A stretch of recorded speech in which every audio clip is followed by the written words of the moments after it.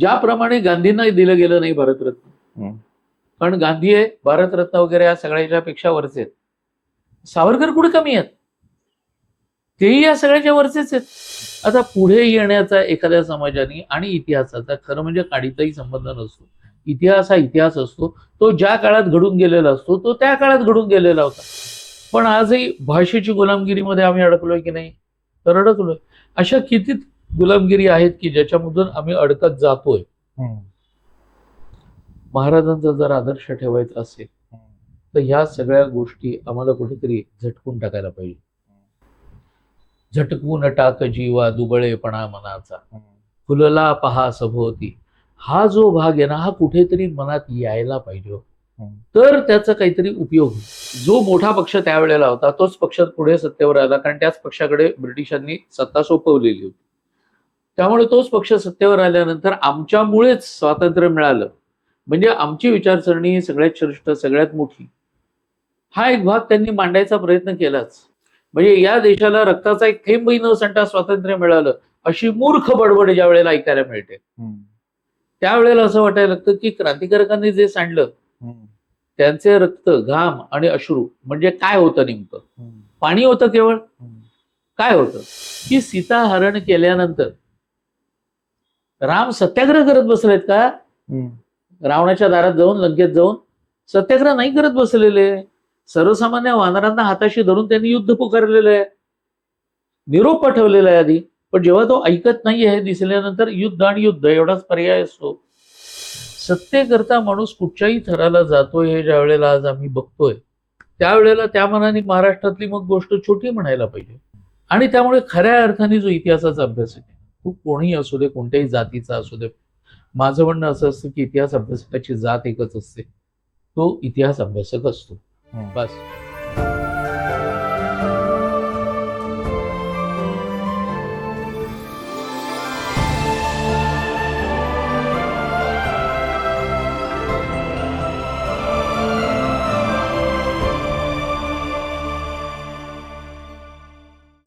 नमस्कार. बोलत राहूयाच्या आजच्या भागात मी तुम्हा सर्व रसिकांचं मनपूर्वक स्वागत करतो. गेले अनेक एपिसोड आपण वेगवेगळ्या मान्यवरांशी गप्पा मारतोय, त्यांच्याशी हितगुज साधतोय आणि त्याचबरोबर त्यांच्या त्यांच्या क्षेत्रातल्या ज्या गोष्टी आहेत त्या आपण समजून घेण्याचा प्रयत्न करतोय. आज माझ्यासोबत अशी एक व्यक्ती आहे, काय सध्या सर्व महाराष्ट्रभर अतिशय उकाडा सुरू आहे आणि त्या गरमीमध्ये काही ज्वलंत विषय देखील असतात आणि ते ज्वलंत विषय मार्मिकपणे आणि तितक्याच थेटपणे कोणालाही न घाबरता आपल्या स्वतःचं उत्तर अतिशय ठामपणे देणाऱ्या महाराष्ट्रामध्ये काही थोड्याच व्यक्ती आहेत. असे अनेक क्षेत्रातले दिग्गज आहेत की आज जे माझ्यासोबत पाहुणे आहेत त्यांच्याकडे मार्गदर्शनासाठी जातात आणि सगळ्यात महत्वाचं त्यांची डॉक्टरेट काश्मीर या विषयावर आहे. आपण स्वागत करूया भारतीय संस्कृतीचे अभ्यासक, लेखक आणि सुप्रसिद्ध वक्ते डॉक्टर सच्चिदानंद शेवडे सर. सर नमस्कार. नमस्कार प्रथमेश, आणि बोलूया काहीतरीचे जे तुमचे दर्शक आहेत सगळे, त्या सगळ्या दर्शकांना सुद्धा माझा नमस्कार. येस. मी मुलाखतीच्या सुरुवातीला अगदी तुमची मुलाखत घेण्याची इच्छा खूप आधीपासून होती. मुलाखत असं नाही, गप्पा मारायची इच्छा होती, कारण तुम्हाला वेगवेगळ्या माध्यमातून ऐकलंय मी आणि त्याचा प्रभाव खूप पडलेला आहे. तुमच्या वक्तृत्वाचा, तुमच्या भाषा संपदेचा प्रभाव हा फक्त माझ्यावरच नाही तर माझ्या पिढीवरती तो आहे. तुमच्या लेखन शैलीचा प्रभाव आहे आणि या सगळ्यामध्ये मी जसं इंट्रोडक्शन मध्ये म्हणालो ना की तसं की मुद्दा जर सत्य असेल तर तो आपण थेटपणे मांडलाच पाहिजे. हा जो तुमचा स्वभाव आहे तो एक मनाला खूप भिडतो. पण जसं मी म्हणालो की तुमच्याशी गप्पा मारायची इच्छा आहे म्हटल्यानंतर मनामध्ये काही प्रश्नांचं काहूर हे माजलेलं आहे आणि सगळ्यात महत्वाची गोष्ट ही आहे की हे प्रश्नचा जन्म आज नाही झालेला. कधीतरी तुम्हाला भेटल्यानंतर तुम्हाला हे प्रश्न विचारायचे, कारण तुम्ही थेट बोलणारे आहात. तर थेट पहिला प्रश्न मला विचारावासा वाटतो आणि तो म्हणजे आपल्या सर्वांचं, महाराष्ट्राचं, उभ्या भारताचं आराध्य दैवत छत्रपती शिवाजी महाराज. छत्रपती शिवाजी महाराजांनी उभ्या महाराष्ट्राला, भारताला नक्की काय दिलं आणि जे दिलंय ते आपण आत्मसात केलंय का, असं तुम्हाला वाटतं का? गुगली चांगला आहे. मुळात महत्वाची गोष्ट ही आहे की महाराजांनी काय नाही दिलं, अशा पद्धतीने याच्याकडे बघतायत. हम्म. तुम्ही गुलामगिरी आणि दास्यातून, मग सगळ्या प्रकारचंच दास्यातून, या सगळ्यातून मोकळे व्हा. बरं, मी नेहमी असं म्हणतो की राष्ट्रप्रेम ज्याला म्हणतो ते तेला मलमाप्रमाणे बाहेरून लावता येत नाही, ते उपजत असावं लागतं, आतून बाहेर यावं लागतं. किंबहुना प्रत्येकाकडे ते असतंच बरं का, तसं बघायला गेलं तर. पण वेगवेगळ्या कामांची किंवा अन्य कोणकोणत्या व्यवधानांची त्याच्यावरती पुटं चढलेली असतात. गरज कसली असते तर फक्त एका फुंकरीची. आतमध्ये निखारा तसाच असतो, तो निखारा ठेवायचा असतो. एक गोष्ट मला सांगा की राणा प्रताप असू देत, शिवाजी महाराज असू देत, यासारख्या लोकांनी तसं बघायला गेलं तर रूढ अर्थाने कोणतं शिक्षण घेतलं होतं?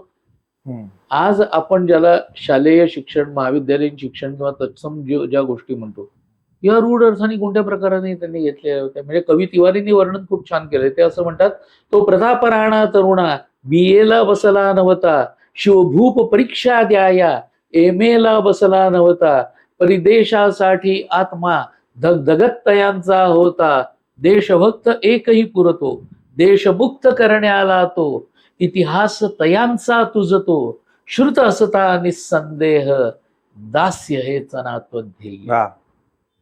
जर आम्हाला यांचा इतिहास माहिती आहे तर त्यांना आदर्श जर आम्ही मानत असू आणि तरी सुद्धा आमचं ध्येय जर कोणाचं तरी दास्यत्व करणं हेच, तर मग या सगळ्या महापुरुषांची नावं तरी घेण्याचा आपल्याला अधिकार पुसतो का?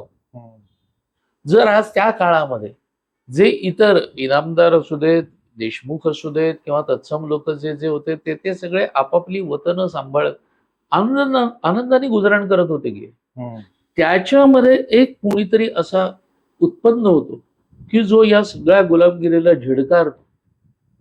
लोकांना आपण जिंकू सुद्धा शकतो हा आत्मविश्वास देतोय. केवढी मोठी गोष्ट होती त्या काळातली. आणि अशा एका काळामध्ये मला गंमत ही वाटते की तो काळ आपण केवळ कल्पनेने अनुभवायचा म्हटलं तरी अंगावर रोमांच उभे राहतात. एकीकडे छत्रपती शिवाजी महाराज आहेत, एकीकडे जगद्गुरु तुकोबा राय आहेत आणि एकीकडे राष्ट्रसंत म्हणवले जाणारे रामदास स्वामी आहेत. काय काळ असेल ना तो, की तीन एवढी मोठी माणसं महाराष्ट्रामध्ये होऊन गेली आहेत आणि महाराष्ट्र आज चालतोय तो त्यांनी घालून दिलेल्या पाऊलवाटेनेच. 100% आम्ही चाललो असतो तर आम्हाला कोणाची गुलामगिरी, जी हुजुरी वगैरे करण्याची गरजच नाही तसं बघायला गेलं तर, एका परीने बघायला जात. पण आजही भाषेची गुलामगिरीमध्ये आम्ही अडकलोय की नाही? तर अडकलोय. अशा किती गुलामगिरी आहेत की ज्याच्यामधून आम्ही अडकत जातोय. महाराजांचा जर आदर्श ठेवायचा असेल तर ह्या सगळ्या गोष्टी आम्हाला कुठेतरी झटकून टाकायला पाहिजे. झटकून टाक जीवा दुबळेपणा मनाचा, फुलला पहा सभोवती, हा जो भाग आहे ना हा कुठेतरी मनात यायला पाहिजे, तर त्याचा काहीतरी उपयोग होईल, अन्यथा कठीण. छत्रपती शिवाजी महाराजांना आत्ताच्या काळामध्ये शिवाजी महाराज सगळ्यांचे होते, सर्वांचे होते, द्रष्टा राजा ज्याला म्हणतो अशा पद्धतीचं त्यांचं व्यक्तिमत्व होतं. पण मग आज तुम्ही जे महापुरुषांची नावं आपण का घ्यायची हा जो तळमळीने प्रश्न विचारता, तर खरंच आज एक वातावरण आहे, पण त्याला मग काय प्रत्युत्तर असू शकतं याचं कारण असं आहे की जातीपातीमधलं ज्या गोष्टी विभागल्या गेल्या, इतिहास सुद्धा जातीपातीमध्ये विभागला गेला. छत्रपती शिवाजी महाराज आणि दादोजी कोंडदेव हा विषय किंवा रामदास स्वामींचं शिवाजी महाराजांच्या आयुष्यामध्ये असलेलं महत्व हा विषय, हा एक वर्ग टोटली ती गोष्ट झिडकारून टाकतो आणि तो मान्यच करत नाही की ही गोष्ट घडलीच नाहीये. तर इतिहास हा पुराव्यानिशी बोलला जातो, लिहिला जातो. तर मग यांचा अभ्यासाचा प्रॉब्लेम आहे का जाणूनच घ्यायचं नाहीये आणि केवळ स्वतःच्या स्वार्थासाठीच या महापुरुषांचा उपयोग करायचा? स्वार्थ म्हणा, राजकारण म्हणा, या सगळ्या करता जर अशा पद्धतीने एका बाजूला म्हणायचं की महाराष्ट्र पुरोगामी आहे. हम्म, पुरोगामी याचा नेमका अर्थ काय? कारण पुरोगामी म्हणता म्हणता जर आम्ही जातीपातींचंच राजकारण करत राहणार असू, हम्म. म्हणजे एक गंमत सांगतो, 1885 मध्ये भारतीय राष्ट्रीय काँग्रेसची स्थापना झाली. हम्म. त्यावेळेला आता आपण सगळेजण हिंदी आहोत हम्म, असा प्रचार केला गेला. म्हणजे थोडक्यात हिंदूंनो तुम्ही हिंदी व्हा, मुसलमानांनो तुम्ही हिंदी व्हा, हम्म. सगळे आपण एक आहोत. हा त्याच्यामागचा एक चांगला हेतू होता. हिंदूंचे हिंदी झाले, बाकीचे झाले का, हा अभ्यास करण्याजोगा विषय. गंमत अशी झाली की ते हिंदी झाले तरी सुद्धा जर जातीपातींचं राजकारण करता करता आज तोच पक्ष आज सांगतोय की आम्ही निवडून आल्यानंतर आम्ही जातीय जनगणना करू. हम्म. अरे एकीकडे जाती मोडा म्हणून म्हणता ना, मग जाती मोडल्या जाणार आहेत का जातीय जनगणना करून? पण काहीही करायचंय, पण आम्हाला सत्ता हवी. सत्तेकरता माणूस कुठच्याही थराला जातोय हे ज्या वेळेला आज आम्ही बघतोय, त्यावेळेला त्या मनाने महाराष्ट्रातली मग गोष्ट छोटी म्हणायला पाहिजे. हम्म. पण जातीय राजकारण जे करतात त्यांना खरोखरच पुराव्यांचं काही पडलेलं नाही. किंबहुना आता पुरावे सुद्धा लोक मी ठरवतो तो पुरावा हम्म. असंच ठरवतायत की काय, याच्याही बद्दलही एकदा विचार व्हायला पाहिजे.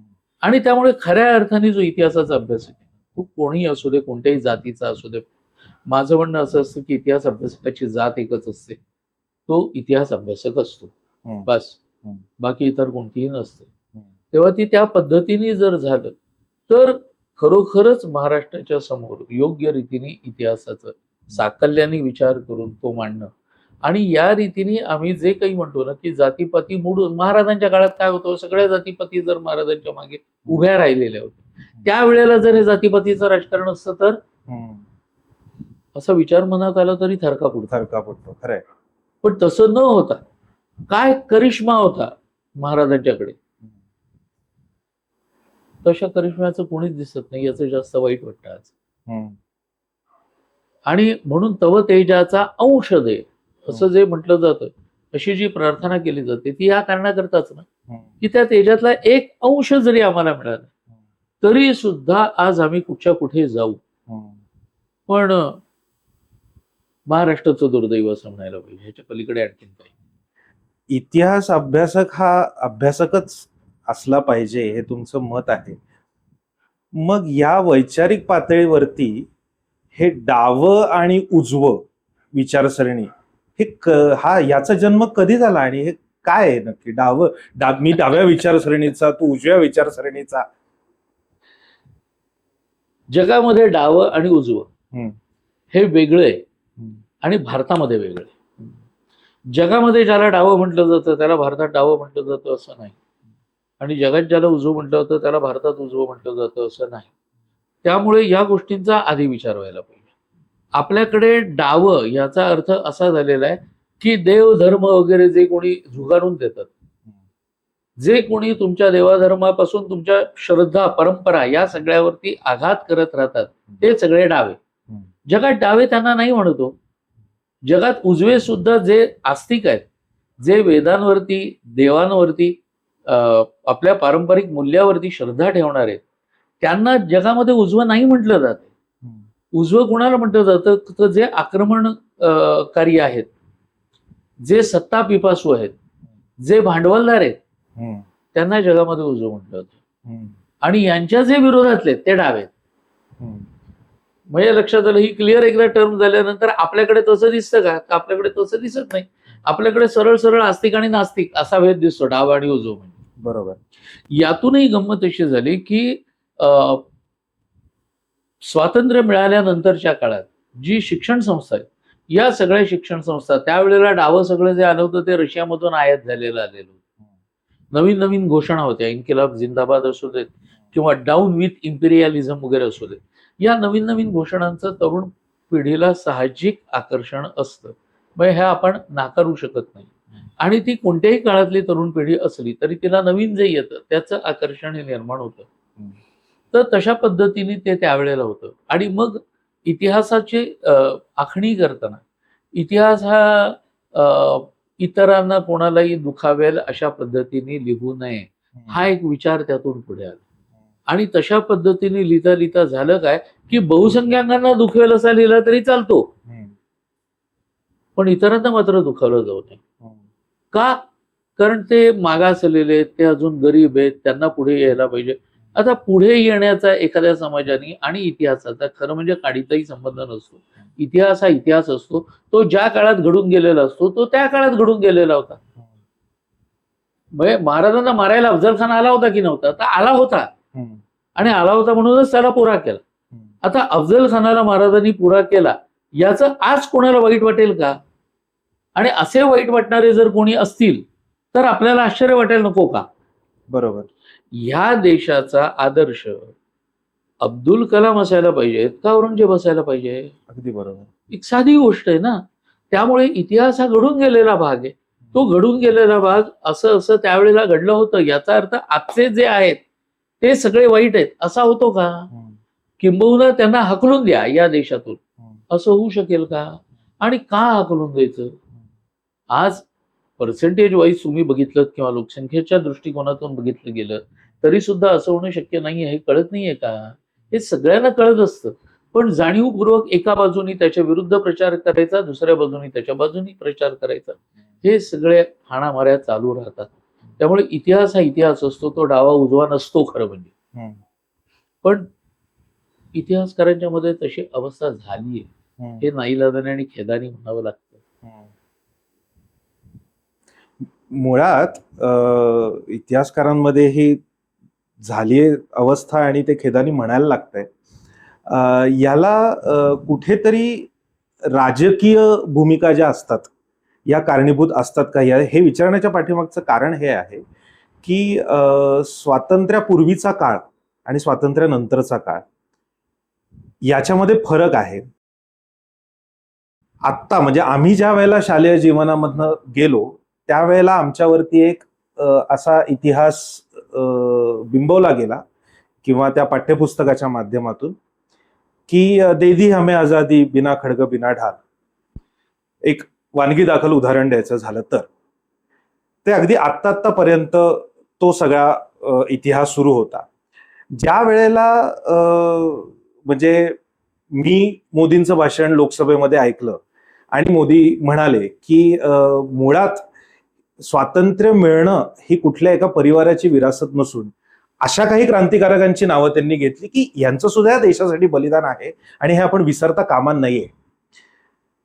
तर हे जाणून बुजून लपवण्याचा प्रयत्न आजपर्यंत केला गेला का असं तुम्हाला वाटतं का? निश्चितच ना. कारण एका बाजूनी बघायला गेलं आणि ते स्वाभाविकही होतं बरं का. कारण काय, जो मोठा पक्ष त्यावेळेला होता तोच पक्ष पुढे सत्तेवर आला, कारण त्याच पक्षाकडे ब्रिटिशांनी सत्ता सोपवलेली होती. त्यामुळे तोच पक्ष सत्तेवर आल्यानंतर आमच्यामुळेच स्वातंत्र्य मिळालं, म्हणजे आमची विचारसरणी सगळ्यात श्रेष्ठ, सगळ्यात मोठी, हा एक भाग त्यांनी मांडायचा प्रयत्न केलाच. आणि आमचीच सर्वश्रेष्ठ म्हणजे बाकीच्या गौण झाल्या आपोआप, हा लोकांच्या मध्ये भ्रम निर्माण करणं. म्हणून मला इथे आता तुम्ही जे मोदींचं उदाहरण दिलं याच्या खूप आधी सावरकरांसारख्या माणसाने हा विचार मांडलेला होता की सावरकरांना ज्या वेळेला स्वराज्य मिळाल्यानंतर विचारलं होतं एका पत्रकारांनी की तात्याराव, या देशाला स्वातंत्र्य कोणामुळे मिळालं असं तुम्हाला वाटतं? तेव्हा सावरकरांनी दिलेलं उत्तर फार महत्वाचं होतं. ते म्हणाले की आमच्यासारख्या सशस्त्र क्रांतिकारकांचा याच्यामध्ये मोठा वाटा आहे, यात वाद नाही, पण ज्यांना हे जमत नव्हतं अशा लोकांनी जर सत्याग्रहामध्ये भाग घेतलेला असेल, निशस्त्र लढ्यात भाग घेतलेला असेल, तरी त्यांचा सुद्धा तेवढाच मोलाचा वाटा आहे. या दोन्हीमध्ये ज्यांना भाग घेणं शक्य नव्हतं अशा सर्वसामान्य माणसांनी आपल्या घरी स्वातंत्र्याची प्रार्थना करत देवाला एक फूल जरी वाहिलेलं असेल तरी त्याचा सुद्धा तेवढ्याच मोलाचा सहभाग आहे. मला सांगा, याच्याहून आणखीन तुम्हाला ग्रेट उत्तर काय अपेक्षित आहे? किंवा माणूस सगळ्यांना म्हणजे सगळ्यांच्या पारड्यात मत टाकतोय किंवा सगळ्यांनी प्रयत्न केलेले. कारण काय, एकदा लक्षात घ्या की तुमचं लक्ष एक आहे, हे लक्ष साधण्याकरता तुम्ही जाताय, वेगवेगळ्या मार्गाने जाताय, मोक्ष मिळवायचा आहे, मला कर्ममार्गाने मिळणार आहे, मला योगमार्गाने पण मिळणार आहे, मला भक्ती मार्गाने पण मिळणार आहे. मग या तिन्ही मार्गातला श्रेष्ठ कोणता आणि कनिष्ठ कोणता, कशाकरिता भांडत बसायचंय? महत्वाची गोष्ट काय, मोक्ष प्राप्ती होणं आहे. लक्ष प्राप्ती काय होती? स्वराज्य मिळवणं ही लक्ष प्राप्ती होती. मग त्याच्याकरता वेगवेगळ्या मार्गाने लोकांनी जर प्रयत्न केले असते तर या सगळ्यांच्या प्रयत्नामुळे मिळालं असं म्हणणं हा जास्त मोठेपणा होता. दुर्दैवाने तो केला गेला नाही. त्यामुळे हे सगळं ऐकावं लागतंय की जणू आमच्याचमुळे मिळालं. म्हणजे या देशाला रक्ताचा एक थेंबही न सांडता स्वातंत्र्य मिळालं अशी मूर्ख बडबड ज्या वेळेला ऐकायला मिळते त्यावेळेला असं वाटायला लागतं की क्रांतिकारकांनी जे सांडलं त्यांचे रक्त, घाम आणि अश्रू म्हणजे काय होतं नेमकं? पाणी होतं केवळ? काय होतं? बरोबर.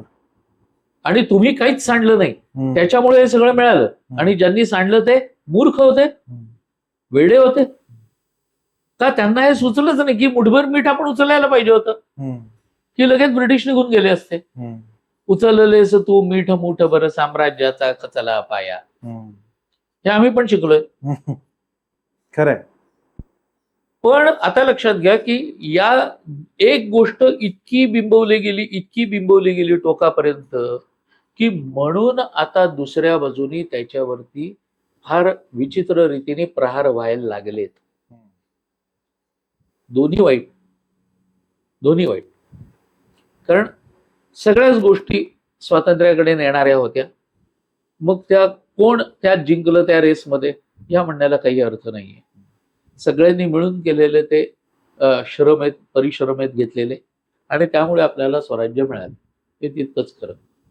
स्वातंत्र्यवीर सावरकरांचा उल्लेख ज्या वेळेला तुमच्या तोंडून निघतो त्यावेळेला मी आता नुकताच रणदीप हुड्डा यांचा सावरकर चित्रपट बघितला आणि त्याच्या आधी वाचलेलं पण आहे, माझी जन्मठेप वाचलेला आहे.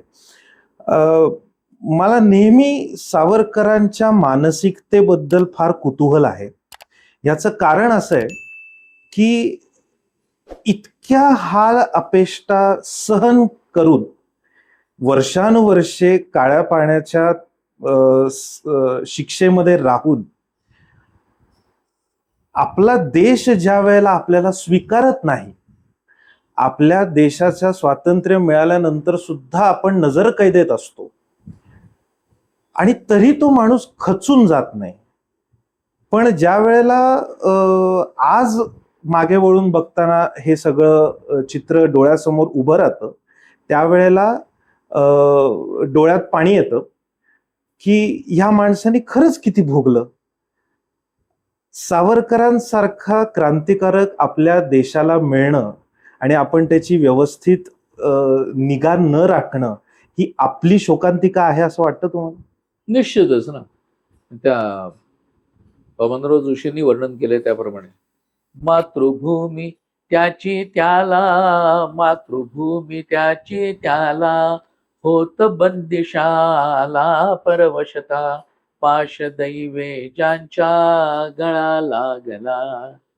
मातृभूमी सुद्धा स्वराज्य मिळाल्यानंतर आरोपी क्रमांक 8 गांधी खून खटला, त्यानंतर 1950 मध्ये लियाकत अली येणार होतं, त्यावेळेला 70च्या जवळपास असलेले सावरकर त्यांना अटक करून बेळगावच्या हिंडलगा कारागृहामध्ये 100 दिवस डांबलेलं.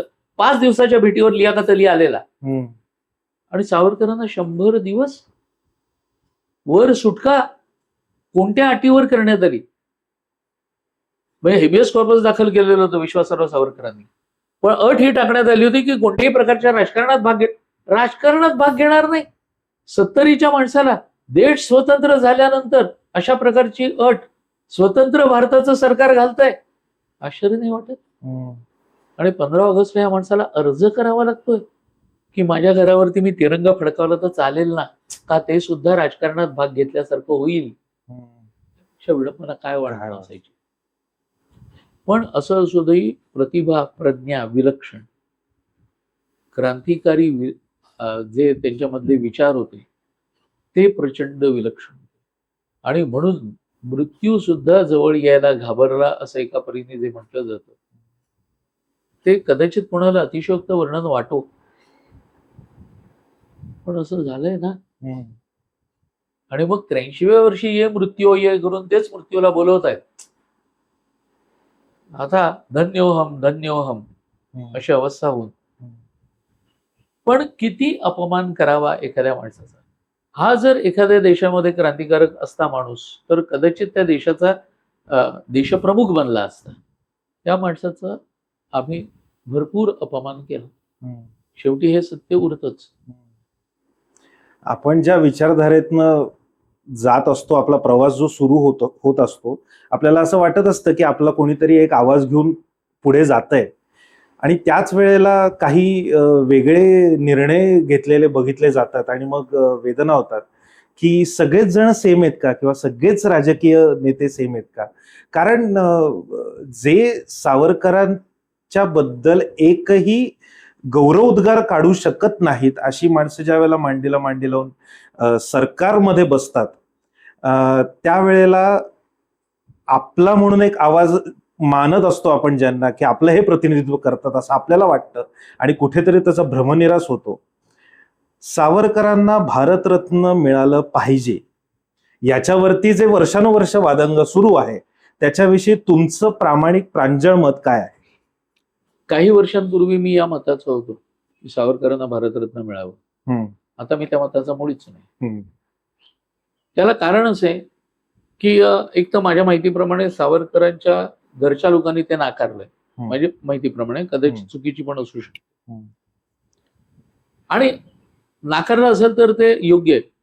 कारण ज्याप्रमाणे गांधींना दिलं गेलं नाही भारतरत्न, कारण गांधी आहे भारतरत्न वगैरे या सगळ्याच्या पेक्षा वरचे आहेत. सावरकर कुठे कमी आहेत? तेही या सगळ्याच्या वरचेच आहेत. बरोबर. त्यामुळे भारतरत्न उलट नको द्यायला त्यांना. आज भारतरत्नाची जर यादी पाहिली आपण, नको या यादीत सावरकर असं वाटायला. त्यातली कित्येक नावं अशीच आहेत की आपल्याला असं वाटतं की नको या यादीत सावरकरांचं नाव नाहीये, ते चांगलं आहे, हरकत नाही. पण म्हणून त्यांना मान मिळू नये असं नाहीये ना. बरोबर. वाटेल तो माणूस उठतो, जो वारंवार कोर्टात जाऊन स्वतः माफी मागतो, तो सावरकरांना माफी बियर म्हणतो. आणि वर जाहीर सभेमध्ये सांगतो की मैं राहुल गांधी हूं, मैं सावरकर नाही हूं. अरे तू तर स्वतः मागतोयस माफी कोर्टामध्ये, आणि वर हे बडबडतोयस. कसं आहे की या लोकांनी सगळीच लाज लज्जा कोळून प्यायलेली असते, एवढंच म्हणता येतं. याच्यापेक्षा आणखी काय म्हणावं ना. हिंदुत्व ज्याला आपण म्हणतो ना, की सावरकरांच्या पॉइंट ऑफ व्ह्यूनी हिंदुत्व आणि आज हिंदुत्वाची झालेली अवस्था म्हणण्यापेक्षा सुद्धा मला असं म्हणावं असं वाटतं की आपला हिंदू पेटून उठत नाही असं एक म्हटलं जातं. काहीतरी त्याला एक अशी गोष्ट घडावी लागते की जेणेकरून हिंदू एक होतो, नाही तर तो विस्कळीतच असतो. तर तो का सतत विस्कळीत असतो, तो सतत एक का नसतो, ह्याच्या पाठीमागे काय तुम्हाला रिझन वाटतं? नाही, कठीण आहे. तुम्हाला बघा, एक तर या गोष्टीचा मानसिकतेचा सुद्धा अभ्यास करायला पाहिजे, म्हणजे मानसशास्त्रीय अभ्यास. उत्तरेकडच्या भागाने म्हणजे महाराष्ट्राच्या जस्ट वरचा भाग यांनी मुघली सत्तेचे अत्याचार इतके भोगले की त्यामुळे तिथे लोक एकदम पेटून उठणं वगैरे कोणत्याही गोष्टीनी हे होतं तिथे. पण नुसतंच पेटून उठून उपयोग नसतो. आणि कशाकरता पेटून उठायचं? ज्या गोष्टी तुम्हाला एकत्रित येऊन विचार मंथन करून करता येऊ शकतात त्याकरता पेटायला लागत नाही, काही गरज नसते प्रत्येक गोष्टीत पेटायला हवं.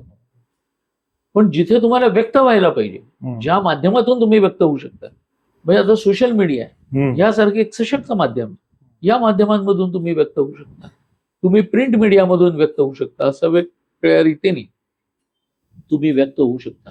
दुर्दैवाने आम्ही व्यक्त होत नाही. खालच्या भागाला उत्तरे इतकी प्रचंड अशी तड लागलेली नाही. तसं बघायला गेलं तर काही ठिकाणी झालंय, काही काळ झालंय, नाही असं नाही, पण यांच्या पिढ्यानपिढ्या उत्तरेने बरंच सहन केलं.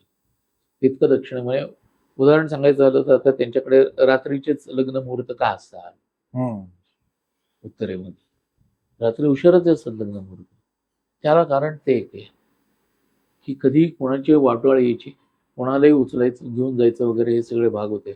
मग रात्री गुपचूप लग्न व्यवहार वगैरे सगळे, किंवा हातभर घुंगट काढणं, हे जे भाग त्यांच्याकडे आले, हे कशामुळे आले असतील? काय होतं माहितीये का, आपण पूर्वीच्या समाजाच्या अगतिकतेला आज सहजपणे क्रौर्य हे नाव देऊन टाकले. पण तो समाज, त्याची काहीतरी अगतिकता असेल, त्याचे काहीतरी त्यावेळचे प्रश्न असतील, त्या प्रश्नाला त्यांनी आपापल्या परीने, भले ते चूक असतील ना, त्यांचे पर्याय चूक असू शकतील, पण त्यांनी एक उत्तर देण्याचा प्रयत्न केला. ही त्यांची अगतिकता होती. त्याला आज पूर्वीचा हिंदू समाज कसा क्रूर होता म्हणून आम्ही सांगून मोकळे होतो. काल परवा कुठेतरी मालिकेमधला एक डायलॉग मी ऐकला की आपल्या समाजात तर स्त्रीला गावच्या विशीपर्यंत जाईपर्यंत पायात चप्पल घालण्याचा अधिकार नव्हता. कोणाला नव्हता? कोणत्या समाजात नव्हता? सगळ्या बायकांना सर्रास नव्हता. काही समाजात तसं झालेलं होतं का? ही परत ब्रिटिशांनी पसरवलेली भूमिका आहे? कारण आपल्याकडे इन्फिरियरिटी कॉम्प्लेक्स निर्माण केला गेला. आम्ही न्यूनगंडाचे शिकार झालेलो आहोत, त्यामुळे आम्ही सतत आम्हाला तसंच दाखवत जातोय. पण हे खरंच होतं का नव्हतं? का हा प्रचार आहे? या सगळ्याचा विचार नको करायला. हा विचार नाही केला ना, तेव्हा आश्चर्य वाटायला. सर्रास असं असेल तर मग त्याचे काहीतरी पुरावे तरी आम्हाला दाखवा. पण हे होत नाही. आणि असलं आणि तसं कोणी पुरावा दाखवला तर लगेच माझं विधान मी मागे घेईन, कारण मी इतिहासाचा अभ्यासक आहे आणि इतिहासाच्या अभ्यासकाला अभिनिवेश कोणत्याही गोष्टीचा धरता येत नाही. जर चुकलं तर चुकलं असं म्हणायला तयारी असायलाच पाहिजे. तुमच्या लेखी गांधीजींची अहिंसा काय आहे? गांधीजींची अशी अहिंसा कुठे काय हो तसं बघायला गेलं तर? कारण कोणी माझ्या एका गालावर मारलं तर दुसरा गाल पुढे करावा, हे गांधींनी सांगितलंय का? जीसस क्राइस्टने सांगितलेलं आहे. गांधीजी अहिंसा परमो धर्म म्हणतात, हे भगवद्गीतेने सांगितलेलं आहे. पण अहिंसा परमो धर्म असं सांगताना धर्म हिंसा तथैवच असं सुद्धा पुढे सांगितलेलं आहे. ते सांगायला नको का? की तशीच जर वेळ आलीच तर नाक बंद करा आणि तोंड दाबून ठेवा आणि आपला जीव द्या, हे जर गांधींच्या अहिंसेमध्ये असेल तर त्याला बंपकपणा म्हणतात. मला कोणी मारायला आलं तर मी माझी मान त्याच्या ताब्यात द्यायची असते का, की काप बाबा म्हणून? मग मी लढणार कसा आहे? त्यामुळे धर्म हिंसा तथैवच हे सुद्धा लक्षात ठेवायला पाहिजे. अहिंसा परमोधर्म आहेच, पण त्याच वेळेला समोरचा जर तुला मारायला आलाय तर तो मारायला हवा हे बघून सुद्धा एक गोष्ट लक्षात घ्या की सीता हरण केल्यानंतर राम सत्याग्रह करत बसलेत का? रावणाच्या दारात जाऊन, लंकेत जाऊन सत्याग्रह नाही करत बसलेले. सर्वसामान्य वानरांना हाताशी धरून त्यांनी युद्ध पुकारलेलं आहे, निरोप पाठवलेला आहे आधी. पण जेव्हा तो ऐकत नाहीये हे दिसल्यानंतर युद्ध आणि युद्ध एवढाच पर्याय असतो. शिशुपालांनी वाटेल त्या रीतीने भगवंतांचा अपमान केल्यानंतर भगवान श्रीकृष्णांनी सुदर्शन चक्राचा उपयोग केलेला आहे. तिथे त्याला पुष्पगुच्छ वगैरे नाही दिलेलं, त्याचं हृदय परिवर्तन होण्याकरता काही गोष्टी केल्यात असं केलेलं नाहीये. पापस्थान पूर्वीच्या काळी तर हेच होत होतं की पापस्थान अनेक वेळा आमच्यावरती वाटेल तसे रीतीने हल्ला करत होता, तरी सुद्धा आम्ही दिशेत खलिता क्रमांक 55 क्रमांक 56 हेच पाठवत होतो. त्याच्यावर ज्या वेळेला स्ट्राईक करण्यात आला त्याबरोबर सगळं काही गप्पगार का यावं आता? का वाटेला जात नाही आता पापस्थान आपल्या? हे धर्म हिंसा तथैवच आणि हे असायला पाहिजे. सापाची आणि एका साधूची एक गोष्ट सांगितली होती की तो साप येणाऱ्या जाणाऱ्याला दंश करायचा, म्हणून लोक वैतागले होते, माणसं मरायला लागली होती. एक साधू आले आणि त्यांनी त्या सापाला सांगितलं की बाबा रे असं करू नकोस बरं का. आणि मग काही दिवसांनी परत ते आले, त्यावेळेला त्यांनी पाहिलं तर सापच जखमी होऊन पडलेला. त्यांनी त्या सापाला विचारलं की का रे बाबा तुला असं का झालं? तर म्हणाले तुमच्यामुळे झालं. माझ्यामुळे कसं काय झालं? तुम्हीच सांगितलं कोणाला चावू नको. म्हणाले असा सोयीस्कर अर्थ घ्यायचा नसतो. मी सांगितलं होतं चावू नकोस, पण स्वसंरक्षणाकरता जर तू फणा उगारला असतास आणि भीती दाखवली असतीस तर तुझ्या कोणी वाटायला गेलं असतं. हे जे फणा उगारणं आहे ना, हाच महत्वाचा भाग आम्ही विसरून गेल्यासारखा. तो आता कुठेतरी परत एकदा दिसायला लागलाय. ही एक चांगली गोष्ट नाहीये. बरोबर, अगदीच चांगलीच गोष्ट आहे. आणि सगळ्यात महत्वाची गोष्ट म्हणजे आता जे अगदी हल्ली जी घटना घडली, प्रभू श्री रामलल्ला विराजमान झाले अयोध्येमध्ये आणि एक भव्य मंदिर उभारलं गेलं. घराघरामध्ये अतिशय उत्साहाचं वातावरण होतं. दसरा दिवाळी सारखं वातावरण होतं. सगळ्यात महत्वाची गोष्ट मला तुमच्याकडनं जाणून घ्यायची की तो काही एका विचारसरणीचा किंवा विचारसरणीचं मंदिर नाहीये, ते सर्वांचं दैवत आहे. पण तिथे सगळ्यांना निमंत्रण देऊन पण ही मंडळी का नाही तिथे आली? कारण असं आहे की मी माझे नेते बघताना सगळ्यांना समसमान बघतो, कारण मी एक सामान्य मतदार आहे. मी सगळ्यांना समसमान बघतो. मग माझ्या धर्माच्या व्यतिरिक्त इतर धर्मियांचे ज्या वेळेला त्यांचे धर्मस्थानं उभी राहतात तेव्हा सुद्धा मला आनंद होतो, तेव्हा सुद्धा मला अभिमान वाटतो. मग मी तो व्यक्त करतो. मग तुम्ही ज्या वेळेला हिंदुस्थानात एक त्यांचं आराध्य दैवत उभं राहिल्यानंतर तुम्ही तिथे का नाही येत? याच सगळे चक्रव्यूहात आता ते फसलेत ना. गेले असते तर खूप काही चांगलं झालं असतं, त्यांना ताठ मानेनी सांगता आलं असतं. पण या सगळ्यामध्ये केवळ आणि केवळ राजकारण करायचं. आणि तसं बघायला गेलं तर राजकारण सगळ्यांनाच करायचं होतं. ते प्रत्येक जण आपापल्या परीने करत होता, बरोबर, एवढंच. पण इथे नाकारून फसले मात्र.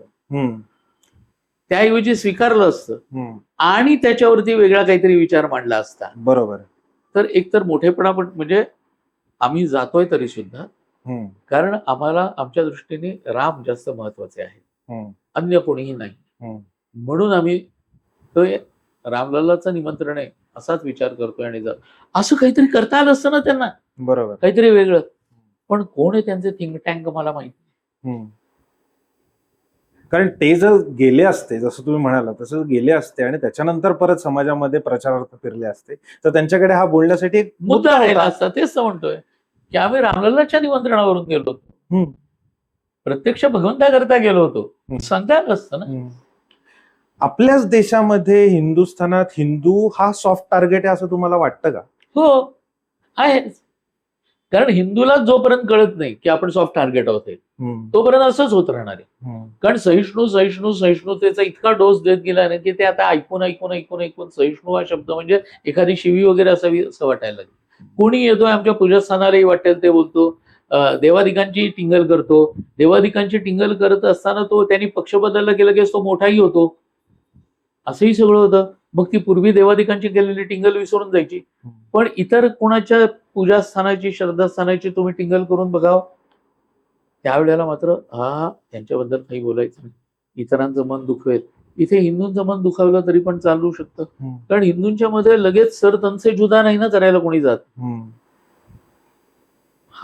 ही मूळची जी शिकवण आहे, म्हणून मूळ जर बघायला गेलो आपण तर सर्व धर्म समभाव वगैरे हे यासारखं जे काही प्रवचनं ती पण हिंदूंना जोडली जातात. हिंदूंना शिकवावं लागत नाही हो.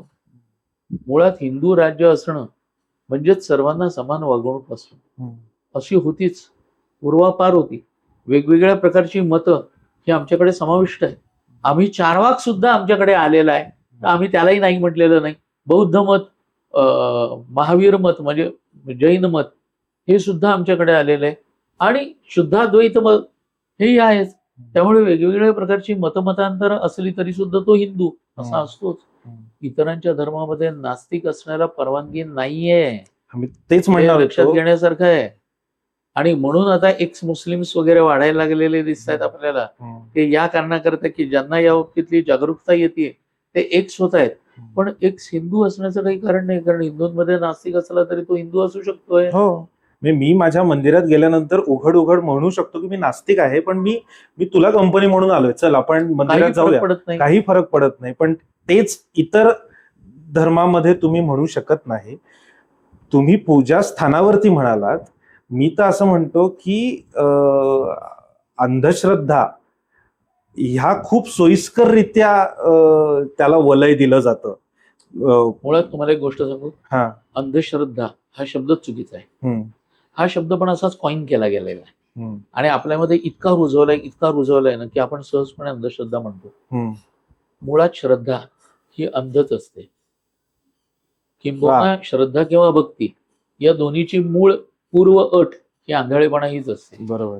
माझी देवावर श्रद्धा आहे, मी देवाला का केव्हा कधी कुठे कसं हे प्रश्न विचारतो का? नाही. उद्या कोणी म्हटलं देव आहे असं म्हणतोय दाखव, तर बाबा नाही, मलाही दिसलेलं नाही अजून, पण माझी त्याच्यावरती श्रद्धा आहे. याला कोणी अंधश्रद्धा म्हणणार आहे का? म्हणून म्हणतो की अंधश्रद्धा हा जाणीवपूर्वक कॉइन केला गेलेला शब्द आहे. जर चुकीच्या ठिकाणी श्रद्धा असं म्हणायचं असेल तर त्याला तुम्ही विकृत श्रद्धा म्हणा. बरोबर. बाबा महाराज किंवा तत्सम बोंधू लोकांचं जे प्रस्ताव वाढलेलं आहे हे काही कालाचं नाहीये. नाहीतर समर्थांनी सुद्धा त्यांची लक्षणं लिहून ठेवली आहेत. ती लिहून ठेवली नसती. इतकं पूर्वीच्या काळापासून आहेत असे बोंधू, नाही असं नाही. पण गंमत अशी आहे की या सगळ्यांवरती कोणी जर श्रद्धा ठेवून जात असेल तर त्याला विकृत श्रद्धा म्हणा, अंधश्रद्धा म्हणू नका. अंधश्रद्धा असं म्हणून तुम्ही श्रद्धेला मुद्दाम खिजवताय, त्यामुळे तो शब्द वापरण्यात काही अर्थ नाही असं मला नेहमी वाटतं. पण मग तुम्ही जो कॉइन केलाय शब्द म्हणताय, याच्या ज्या निर्मूलन समित्या आहेत यांना फक्त हिंदूच दिसतो का? हो, कारण हिंदू श्रद्धा निर्मूलन समिती असते ती. म्हणजे त्यांचा असा दावा आहे की आम्ही फक्त हिंदूंना टार्गेट करत नाही, पण ते इतर ठिकाणी तितकं गेलेले दिसत पण नाहीत. त्यांना बकऱ्यांचं लाखो लिटर रक्त व्हायला जातं ते त्यांना दिसत नसतं, पण त्यांना रंगपंचमीमध्ये रंग खेळला जातो तो मात्र दिसतो बरं का. आणि पाण्याची उधळण होते त्यामुळे पाण्याचं शॉर्टेज होतं वगैरे त्यांना दिसायला लागतं. अशा बऱ्याच गोष्टी असतात की ज्या त्यांना इतरांच्या मधल्या दिसत नाहीत पण फक्त हिंदूंमधल्याच दिसतात. आता मी म्हणून काही वेळेला असं म्हणतो की खरं म्हणजे हे लोक जास्त हिंदुत्ववादी आहेत असं काही वेळेला वाटायला लागतं. कारण त्यांना असं वाटतं की आपले लोक आधी शहाणे व्हावेत मग आम्ही इतर लोकांच्याकडे बघू, असं यांना वाटतं की काय कोणाशी. मग यांनी एकदा जाहीर तरी करावं की आम्ही हिंदुत्ववादी आहोत, पण तेही करत नाहीत पण वागतात तसेच. आता ह्याला काय करणार?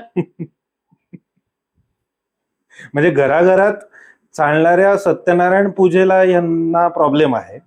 आणि पण मला तेच म्हणायचं ना की एवढं सगळं आघात होऊन सुद्धा हिंदू एकवटलेला दिसत नाही.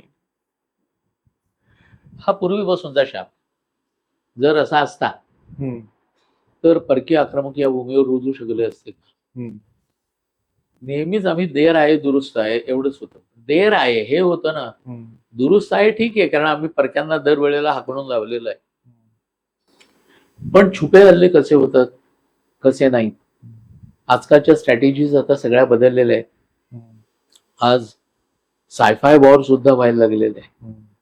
तर या सगळीकडे समर्थांनी जे सांगितलं ना, अखंड सावधान असावे, दुश्चित कदापि नसावे, तजवीज करीत बैसावे एकांतर स्थळी. ते नेहमी अखंड सावधान राहूनच या सगळ्याचा अभ्यास करायला पाहिजे. आणि जे अभ्यासक आहेत त्यांनी ठाणाठाणा करायलाच पाहिजे. जसे आमच्यासारखे लोकांमध्ये जाऊन ठाणाठाणा करतात. या सगळीकडे अभ्यास करणं आणि लोकांना जाग ठेवत राहणं. तुमची डॉक्टरेट काश्मीर या विषयावर आहे, तर भविष्य काळामध्ये म्हणजे तुम्ही काश्मीरचा अभ्यास केलेला आहे म्हणून मी तुम्हाला हा प्रश्न विचारतो की 370 वरती तुमचं पुस्तक देखील आहे आणि आता 370 कलम तिथनं हटवलं गेलेलं आहे. तुम्ही ज्या वेळेला काश्मीरमध्ये अभ्यासासाठी गेला होता त्यावेळेला तिथे 370 कलम हे लागू होतं. अशा अवस्थेतला तुम्ही काश्मीर बघितलेला आहे. जे सावरकरांचं स्वातंत्र्यवीर सावरकरांचं स्वप्न होतं की अखंड हिंदुस्थान, हे भविष्य काळामध्ये होईल असं वाटतं तुम्हाला? नाही, अखंड हिंदुस्थानचा आपण नेमका अर्थ काय घ्यायचा हा फक्त, कारण आजच्या काळात जर बघायला गेलं सावरकरांच्या काळात ठीक होतं, त्यावेळची लोकसंख्या आणि बाकीचा सगळा. आता मध्ये इतका जवळपास 75 वर्षांचा काळ लोटला आहे. डेमोग्राफी वगैरे बदललेली आहे सगळीच. त्यामुळे आजची लोकसंख्या पाकिस्तानची असू दे बांगलादेशची असू दे ही सगळी लक्षात घेता आज अखंड हिंदुस्थान व्यवहार्य नक्की नाही. जो आहे तोच व्यवस्थित टिकून ठेवणं हे जास्त व्यवहार्य असं समजायला पाहिजे आपल्याला. पण 370 तुम्ही जे बोललात ना ते माझ्या काश्मीर नामा नावाच्या माझ्या पुस्तकामध्ये त्याच्याबद्दलचा भाग आहे. वेगळं पुस्तक नाहीये 370 वरचं. पण त्यावेळचा काश्मीर आणि आजचा काश्मीर याच्यामध्ये बराच फरक पडलेला आहे. आणि आज काश्मीरमध्ये जिथे काझीगुंडपर्यंत जेमतेम रेल्वे होती, आता रेल्वे त्याच्याही पुढे जायला लागली. श्रीनगरपर्यंत रेल्वे नेण्याचा मनसुबा आहे. या सगळ्या गोष्टींच्यामुळे ज्या वेळेला विकासाचा रथ तिथे धावायला लागेल त्यावेळेला काश्मीर खरंच चांगलं होतं. काश्मीर छान होतच. कारण पृथ्वीवरचा स्वर्ग जर कुठे असेल तर तो इथेच आहे, इथेच आहे, इथेच आहे असं म्हटलं जातं. हा स्वर्ग मध्ये बराच काळ झाकोळला गेला. देवदानवांच्या लढाया नेहमीच आपण बघतो, पुराणांमध्ये पण वर्णन केलेले असतात. तशा पद्धतीने दानवांच्यामुळे तो झाकोळला गेला असेल. लवकरच परत एकदा तिथे चांगलं राज्य प्रस्थापित होईल आणि नक्कीच त्याला चांगले दिवस येतील, यात वाद नाही. भविष्यकाळातला भारत तुम्हाला कसा वाटतो? आज तसं बघायला गेलं तर आपल्या देशाने बऱ्याच गोष्टींमध्ये प्रगती केली आहे. आज जगामध्ये तुमचा एक दरारा निर्माण झाला आहे. पूर्वीच्या पंतप्रधानांची देहबोली विदेशी लोकांच्या प्रमुखांच्या बरोबर बोलतानाची कशी असायची आणि आजच्या पंतप्रधानांची देहबोली कशी आहे हे जेव्हा आपण बघतो, आजचे पंतप्रधान समोरच्याच्या नजरेला नजर भिडवून बोलतात, माझा देश कुठेतरी आहे हो, म्हणजे आणि मोठा आहे देश, छोटा नाहीये. कोणीतरी तो क्षुद्र तिसऱ्या जगातला म्हणून त्याची हेटाळणी करत होतं. आज दखल घ्यायला लागतीये देशाची. इतपत जो आणून ठेवलेला आहे ना, तो आणखीन पुढे प्रगती करेल याच्यामध्ये बद्दल तिळमात्र शंका हे राहू नये. फक्त आपण सातत्याने एक नागरिक म्हणून जागरूक असायला पाहिजे. 51 पुस्तकं तुम्ही आजपर्यंत लिहिलीत, अनेक व्याख्यानं दिलीत, वक्ते म्हणून तुम्ही आहातच. त्याचबरोबर तुम्ही अंदमानात जाऊन, सेल्युलर जेलमध्ये जाऊन स्वातंत्र्यवीर सावरकरांच्या यातना अनेक लोकांपर्यंत पोहोचवल्यात. एवढंच नाही तर तुम्ही श्रीलंकेत जाऊन अपरिचित रामायण तुम्ही अनेक लोकांना सांगितलं. इतकं सगळं तुम्ही आयुष्यात ध्यास म्हणून केलं. तुमच्या हातून अजून काय कार्य होणं अपेक्षित आहे असं तुम्हाला वाटतं? हे सगळं सोबतीला घेऊन जात असताना सुद्धा एक काय अशी अपुरी इच्छा आहे तुमच्या मनामध्ये की जी अजून मला पूर्ण करायची किंवा ती साध्य करायची? खरं सांगू, या प्रत्येक गोष्टीनं घडत गेल्या. मी नेहमी असं म्हणतो, भगवंतांनी जो जो मार्ग दाखवला तो मार्ग फक्त चालत गेलो. आता या पुढचा भाग असाच आहे की भगवंत जो मार्ग दाखवेल त्याच मार्गावरून आणखीन पुढे जाणं. कारण माझी भगवंतावरती नितांत श्रद्धा आहे. त्यामुळे मी एकीकडे व्याख्याता जरी असलो, मी क्रांतिकारकांवरती जरी बोलत असलो, तरी दुसरीकडे रामायणावरती बोलणं किंवा भागवत कथा करणं ही माझी आवड आहे. कारण एकच की भगवंतावरती असलेली श्रद्धा, आणि दुसरी गोष्ट अर्थातच आई वडील. कारण त्याच्यामुळे तर घडलो. वडील माझे याच क्षेत्रात असल्यामुळे, गेली हे दशक या क्षेत्रात ते असल्यामुळे नकळत्या वयापासून त्यांचं ऐकत ऐकत मोठं झालं. आणि तिसरे अर्थातच माझे सद्गुरू स्वामी वरदानंद भारती. हे त्यांनी आता समाधी जरी घेतलेली असेल तरी सुद्धा प्रत्येक वेळेला माझ्यासमोर बोलताना ही दोन माणसं नेहमीच उभी राहतात. एक तर माझे वडील, दुसरे माझे गुरु. एक हयात आहेत, एकांनी समाधी घेतली, पण हे दोघही जण बोलताना डोळ्यापुढे उभे असतात. आणि त्यामुळे एकच मागणं असं असतं की आपल्याकडून काही गैर होऊ नये. बस जे व्हावं ते या देव, देश आणि धर्म याकरताच व्हावं, एवढीच इच्छा आहे. जाता जाता शेवटचा प्रश्न, येणाऱ्या ज्या पिढ्या आहेत किंवा आजचा जो तरुण आहे याच्याकडून तुम्हाला काय अपेक्षा आहेत? हा खूप हुशार आहे. मी खरं सांगू, हा तरुण खूप हुशार आहे. म्हणजे आजची पिढी अमुक करत नाही हो, तमकं करत नाही हो, असा सूर काढणारी माणसं मला अजिबात आवडत नाही. माझं म्हणणं असं असतं, आपली मुलं आहेत, विश्वास टाका ना, ही मुलं अतिशय हुशार आहेत. फक्त त्यांना योग्य रीतीने चॅनलाइज करणारं कोणी नसतं. आई वडिलांनी बनावं ना. आमच्या मुलाला इंग्रजी माध्यमामध्ये टाकलं म्हणजे त्याला मराठी येऊ नये असा कुठे अलिखित नियम आहे का? मी लहानपणापासून त्याला मराठी पुस्तकं का देत नाही? मी त्याला वाचायला का लावत नाही? आज तुम्ही इंग्रजीच्या बरोबरीने तो मराठी सुद्धा वाचेल असं का आम्ही बघत नाही? मी माझ्या दोन्ही मुलांना मराठी माध्यमात टाकलं होतं. तेव्हाही मला लोकांनी वेड्यात काढलं होतं. पण मी म्हटलं होतं, माझा माझ्या मुलांवर विश्वास आहे ना, मी मराठी माध्यमातच शिकलोय, माझे वडीलही मराठी माध्यमातच शिकलेत, पण तरी ते प्रोफेसर होते. मी स्वतः माझा आता आंतरराष्ट्रीय विद्यापीठाकडे मी प्रबंध माझा पाठवला म्हणजे मराठीत नक्की लिहिला नाही ना. तर पुढे गेल्यानंतर इंग्रजी तुम्ही शिकता नाही असं नाही. तसं माझ्या मुलावर विश्वास होता. माझा मुलगा ज्या वेळेला त्याला त्याच्या आयुर्वेदिक कॉलेजेस वेगवेगळी बोलवतात व्याख्यानासाठी आणि तो इंग्रजी जेव्हा लेक्चर देतो तेव्हा तो खाली उतरल्यानंतर तिथली मुलं विचारतात की sir you are from which convent. तेव्हा तो सांगतो मी मराठी मीडियम मध्ये शिकलोय म्हणून इंग्रजीत चांगलं बोलतो. हा जो विश्वास आहे हा आम्ही आमच्या पाल्यांमध्ये का नाही निर्माण करू शकलेलो. मग बरं तेवढं नाही ना केलं मग किमान मी इंग्रजी माध्यमात शिकतोय पण मी मराठी पुस्तकं वाचतोय. हा दुसरा विश्वास आहे तो तरी आपण निर्माण करावा आपल्या मुलांच्या मध्ये आणि मुलांना याच्यावरची देशावरची क्रांतिकारकांवरची ही पुस्तकं तरी वाचायला द्यावीत की जेणेकरून मुलांच्या मध्ये पहिल्यांदा माझा इतिहास माझ्या मातीचा इतिहास हा कुठेतरी आतमध्ये त्याच्याबद्दलचा आपलेपणा निर्माण होईल. नाहीतर शालेय पुस्तकांमध्ये आहेच मोर्स्टलची टी पार्टी, फ्रेंच राज्यक्रांती, रशियन राज्यक्रांती, दुसरं महायुद्ध, पहिलं महायुद्ध. यामुळे माझ्या मुलांना माझ्या देशाच्या इतिहासाबद्दल काय कळतंय, माझ्या मातीबद्दल काय कळतंय ते कळायला हवं. एवढं जरी आम्ही केलं ना तरी ही तरुण पोरं बघा मग कुठच्या कुठे जातात. खूप खूप बरं वाटलं आज बोलताना आणि बोलत राहूयामध्ये तुम्ही आज आलात त्याबद्दल तुमचे आभार आहेच आहेत. मी काहीही बाहेरून कुठली गोष्ट आभार व्यक्त केल्यानंतर देत नाही. तर मी स्वतःच लिहिलेलं पुस्तक मी तुम्हाला आज भेट म्हणून देणार आहे आणि हाच माझ्यासाठी सगळ्यात मोठा आशीर्वाद आहे की मी तुम्हाला माझं पुस्तक आज भेट म्हणून देऊ शकतोय. तुमच्या त्या असंख्य महासागरामध्ये जे सगळे मोती आहेत त्याच्यातला हा दगड आहे का मोती आहे हे तुम्ही नक्की ठरवाल अशी आशा आहे. पुस्तकाचं नाव शब्दस्पर्श आहे आणि नक्की तुम्ही वाचाल याची खात्री आहे. आपलं डावं उजवं याबद्दलही आपलं बोलणं झालं म्हणून मुद्दाम माझं डावी विषवल्ली हे मीच अनुवाद केलेलं पुस्तक आहे डॉक्टर राजीव मिश्रांचं. जेणेकरून डावं आणि उजवं हे अधिक छान रीतीने आपल्याला कळेल म्हणून मी हे पुस्तक तुला भेट देतो. वा वा वा, खूप छान.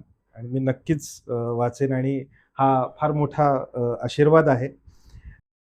रसिको हो, कसं असतं बघा की ज्या वेळेला आपण मनसोक्त गप्पा मारतो आपल्या आतून, म्हणजे संजय चौधरींची फार सुंदर कविता आहे की आपल्या आतून जे उगून येतात ना तेच दागिने ल्यावेनी सजावे, दुसऱ्या झाडाची फुलं माळून एखादं झाड सजल्याचं एकही उदाहरण विश्वाच्या इतिहासात नाही.